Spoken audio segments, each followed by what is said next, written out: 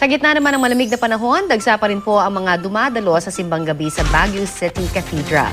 Balitang hatid ni Hazel Kawaing ng GMA Dagupang. Kahit na malamig ang panahon dito sa Baguio City, hindi ito naging hadlang sa mga kapuso nating Katoliko na nagtutungo dito sa Baguio Cathedral para sa simbang gabi. Nagsimula ang misa kaninang alas 4:30 na pinangunahan mismo ni Bishop Carlito Denzon. Mensahe sa ikalawang araw ng simbang gabi ang naging buhay ni Jesus at kung saan ito nagsimula. Well secured din ang paligid ng simbahan dahil may mga pulis na nakabantay sa paligid nito. Samantala halos magkaubusan na ng tiket sa ilang bus companies. Fully booked na ang ilang air-conditioned bus sa biyaheng Baguio-Manila simula December 27.